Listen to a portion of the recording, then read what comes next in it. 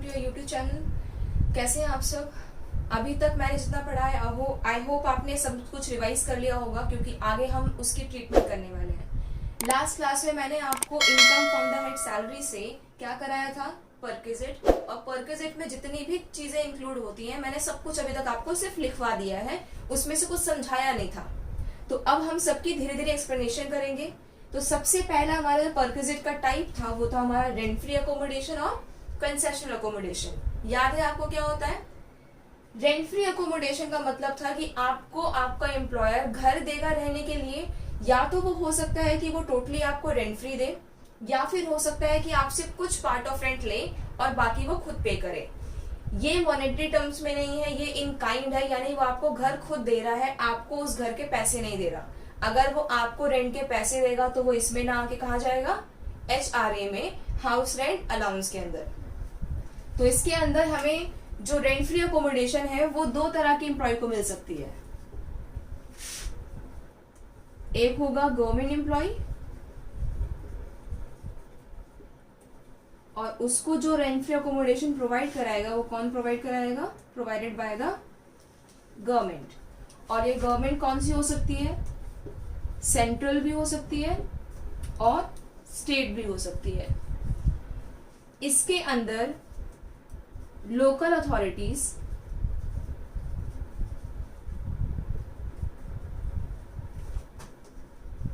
Are not included. अगर किसी local authority ने अकोमोडेशन प्रोवाइड कराई है तो वो इस कैटेगरी में नहीं आएगी, सिर्फ हमें सेंट्रल और स्टेट गवर्नमेंट वाली लेनी है। दूसरा है अदर एम्प्लॉय। अदर एम्प्लॉय का मतलब है कि अगर गवर्नमेंट एम्प्लॉय को छोड़कर जो बाकी सारी तरह के प्राइवेट एम्प्लॉय बच जाएंगे वो आ जाएगा हमारे अदर एम्प्लॉय में। अब जो अकोमोडेशंस होती हैं वो दो तरह से हो सकती हैं, या तो फर्निश्ड या फिर अनफर्निश्ड। यहां भी अकोमोडेशंस आपकी दो तरह की होंगी, furnished and unfurnished. And same other employ में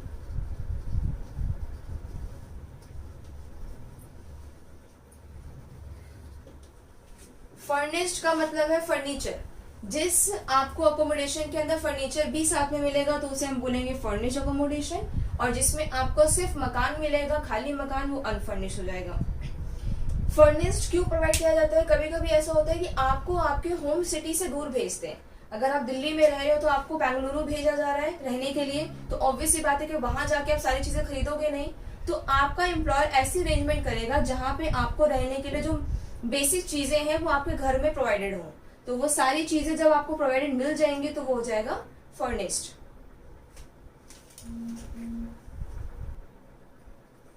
अब ये दोनों कैटेगरीज को हम दो एक एक करके पढ़ेंगे। सबसे पहले आएगा अकोमोडेशन प्रोवाइडेड बाय गवर्नमेंट। तो अब जब हमें गवर्नमेंट अकोमोडेशन प्रोवाइड कराएगी तो वो हमारे लिए बेनिफिट है, और जो चीज हमारे लिए बेनिफिट होती है वो किसमें आता है? परक्विजिट में। सो इसका कितना परक्विजिट की वैल्यू और कैसे निकलेगी वो पढ़ा जाएगा। जैसा कि मैंने बताया था कि ये दो तरह के हो सकते हैं, अनफर्निश्ड और फर्निश्ड। जब हमें गवर्नमेंट अकोमोडेशन प्रोवाइड कराती है तो उस केस में हम किसी भी तरह का रेंट नहीं लेते, क्योंकि गवर्नमेंट के खुद के क्वार्टर्स होते हैं, खुद के कंपार्टमेंट्स होते हैं। तो गवर्नमेंट उस केस में क्या करती है? लाइसेंस फी लेती है। Licence fee fined by the government. तो गवर्नमेंट ने उस घर का जितना भी लाइसेंस फी डिफाइन कर रखा है कि इस घर का लाइसेंस फी 4,000 रुपए है, तो वो 4,000 रुपए आपकी उस अकोमोडेशन की वैल्यू हो जाएगी। और क्योंकि वो गवर्नमेंट आपको प्रोवाइड करा रही है तो वो 4,000 रुपए आपके किस में ऐड हो जाएंगे? परक्विजिट के अंदर। अब इसमें फर्निश की बात करें तो यहां भी यही आ जाएगा, licence fee fined by the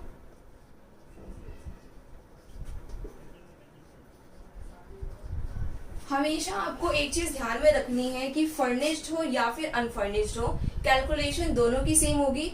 आपको दोनों ही केसेस में क्या करना है, पहले उसको अनफर्निश्ड मान के चलना है कि आपको घर खाली मिला है। तो जब हमें घर खाली मिला है तो गवर्नमेंट हमसे जितना भी लाइसेंस फी उस घर का बताएगी कि इस घर का जितना भी लाइसेंस फी होगा, वो लाइसेंस फी ही आपकी वैल्यू ऑफ परचेज हो जाएगी। फॉर एग्जाम्पल मैंने बोला 4,000 रुपए है, तो 4,000 रुपए आपको अपनी सैलरी में ऐड कर लेना है। अगर हम फर्निश की बात करते हैं तो फर्निश में तो घर में से आप फर्नीचर अलग कर दो तो वो क्या बन जाएगा, अनफर्निश्ड। तो उस अनफर्निश्ड के केस में भी हमें यही चीज सेम लिखनी है, बट क्योंकि फर्नीचर दिया है गवर्नमेंट ने तो हम उसके अंदर वैल्यू ऑफ परचेज, क्योंकि फर्नीचर भी दिया है तो फर्नीचर भी हमारे लिए बेनिफिट है, तो हम उस बेनिफिट को भी इसमें ऐड करेंगे। तो यहाँ पे हम ऐड करेंगे वैल्यू ऑफ फर्नीचर। और वैल्यू ऑफ फर्नीचर आपको कितनी ऐड करनी है,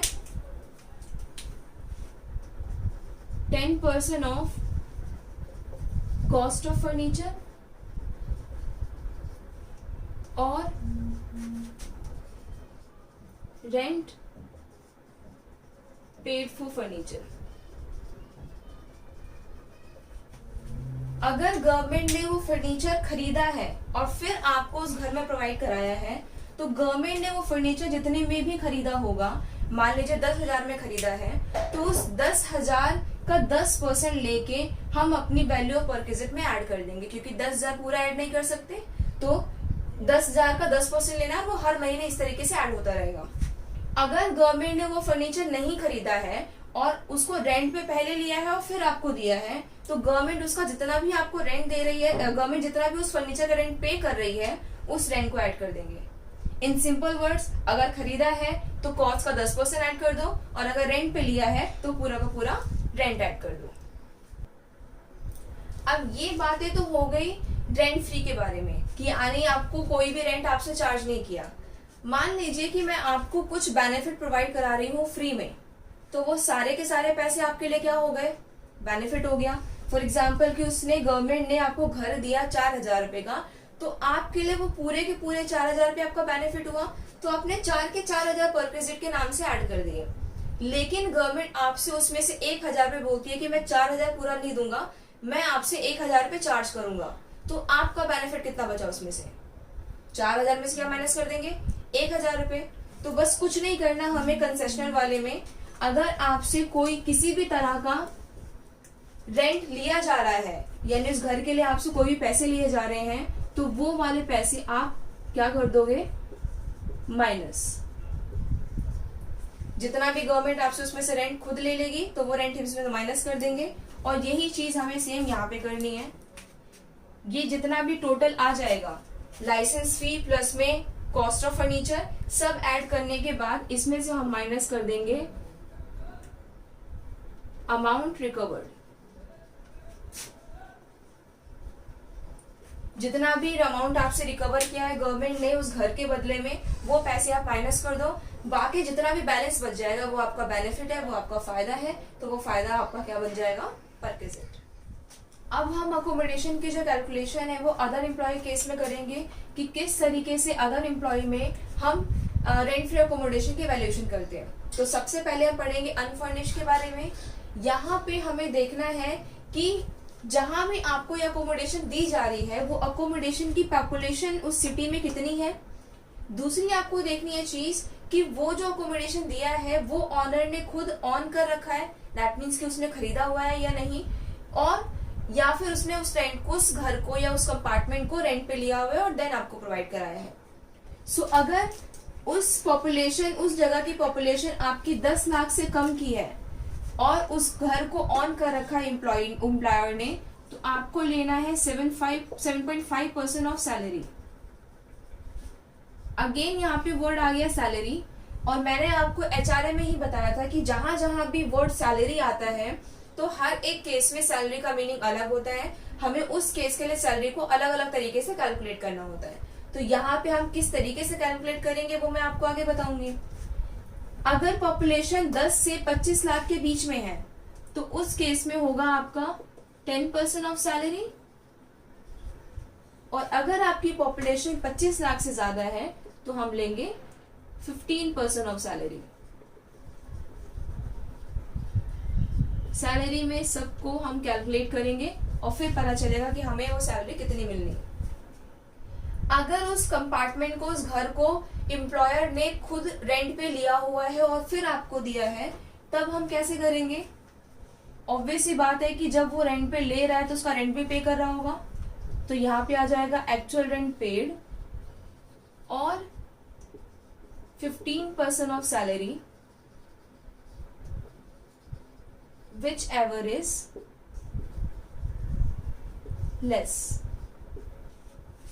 तो इस केस में हम 15% ऑफ सैलरी या फिर जितना उसका रेंट जा रहा है, जितना वो रेंट पे कर रहा है एम्प्लॉयर, और ये रेंट कितना पे कर रहा है वो आपको क्वेश्चन में हमेशा दिया होगा, दोनों में से जो कम होगा वो हो जाएगी आपकी value of perquisite in case of unfurnished accommodation.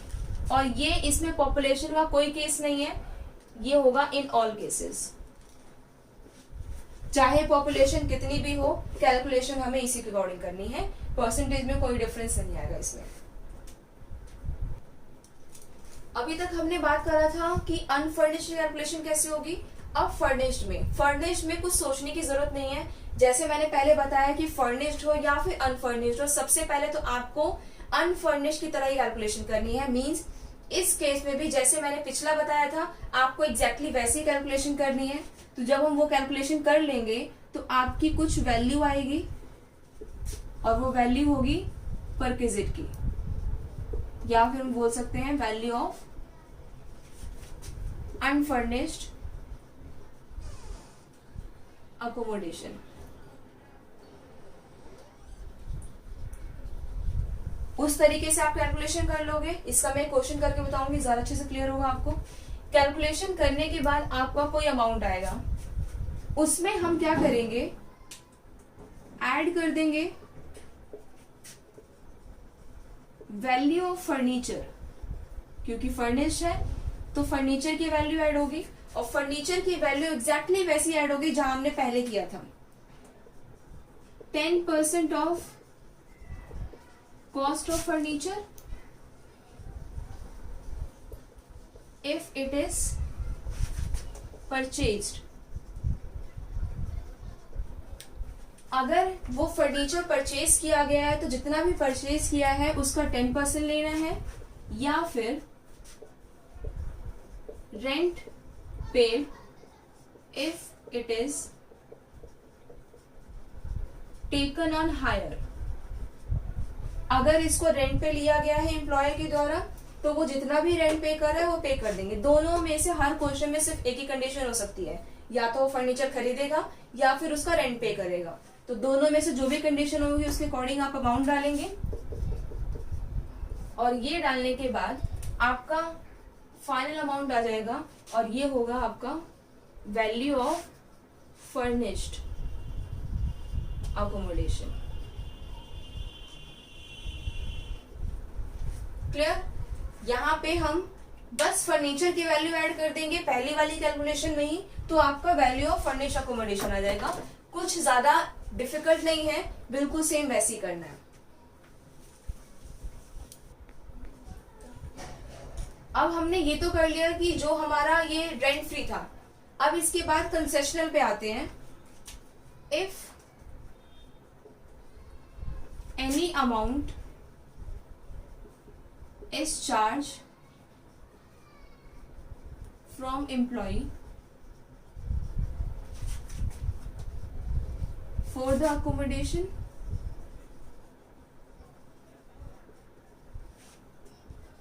then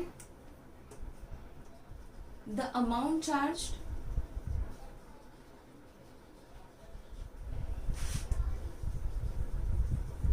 shall be deducted from the value of accommodation। कुछ नया नहीं है इसमें, ये भी सेम है गवर्नमेंट वाले की तरह ही। अगर उस घर के लिए आपसे आपका एम्प्लॉयर आपसे कोई सी भी तरह का जो अमाउंट है वो चार्ज करता है, तो उस केस में अभी जो मैंने अमाउंट आपको निकाला था, कैलकुलेशन पूरी हो जाएगी। उस कैलकुलेशन में से आपको जितना भी आपसे पैसा लिया जा रहा है, ऑब्वियसली बात है कि हमने जो अभी निकाला अमाउंट वो आपकी इनकम है। अगर आपसे आपका एम्प्लॉयर कोई पैसे ले रहा है तो वो आपका खर्चा हो गया, तो आप अपनी इनकम में से खर्चा क्या कर दोगे, माइनस। तो हम वो पैसा यहाँ से डिडक्ट कर देंगे, लास्ट में जो आपका फाइनल अमाउंट बचेगा वो हो जाएगा आपका परक्विजिट। यहां तक तो हमने कैलकुलेशन करनी सीख ली। अब इसके बाद क्या है कि मैंने आपको बताया कि सैलरी का मीनिंग हर केस में अलग अलग होता है।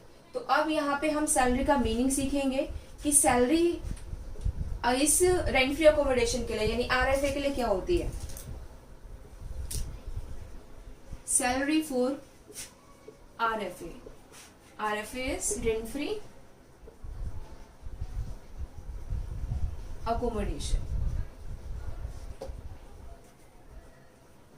इसके लिए सैलरी निकालना है तो आपको क्या करना पड़ेगा, बेसिक सैलरी ऐड करनी है प्लस डीए ऐड करना है, फॉर्मिंग पार्ट ऑफ रिटायरमेंट। ये सेम चीज है जो मैंने आपको एचआरए में कराया था। डीए हमेशा हमें वही वाला लेना है जो रिटायरमेंट बेनिफिट के लिए होगा, और वो आपको क्वेश्चन में दिया होता है कि कितना हमारे रिटायरमेंट बेनिफिट के लिए है, उतना ही परसेंट या फिर उतना ही अमाउंट आपको लेना है। और इसमें हम ऐड करेंगे बोनस, कमीशन। यहाँ पे कमीशन के लिए कोई स्पेसिफाइड लिमिट नहीं है कि आपको फिक्स परसेंटेज वाला ही लेना है, किसी भी तरह का कमीशन होगी आपको इसमें ऐड कर देना है। और इसमें हम ऐड करेंगे ऑल टैक्सेबल अलाउंसेस, सभी तरह के टैक्सेबल अलाउंसेस, यानी जिसमें एग्जेम्पशन दी हुई है वो एग्जेम्पशन माइनस करने के बाद जो पैसा बच जाएगा सिर्फ वही अलाउंसेस लेने हैं, एग्जेम्प्ट वाले अलाउंसेस नहीं लेने। हमेशा आपको आरएफए करते टाइम ये ध्यान रखना है कि ये जो आरएफए है वो आपको कितने मंथ का दिया जा रहा है। हो जरूरी नहीं कि हमेशा आपको पूरे साल ही आरएफए मिले, हो सकता है 5 महीने के लिए मिला, 6 महीने के लिए मिला, तो उस केस में आपको ये सारी चीजें भी उतने ही मंथ्स की लेनी है। ये पूरे साल की परफॉर्मेंस उठा के नहीं डाल देना। जितने मंथ्स के लिए आपको आरएफए मिला है आपको ये कैलकुलेशन भी उतने ही मंथ्स की लेनी है, उससे ज्यादा मंथ्स की नहीं लेनी। सो यहाँ पे हमारा परक्विजिट का जो पहला पार्ट था which is RFA rent free accommodation खत्म होता है इस वीडियो में। इसके बाद की नेक्स्ट वीडियो में हम इसके आगे वाले परक्विजिट के पार्ट्स करेंगे। तब तक के लिए goodbye, see you in the next video.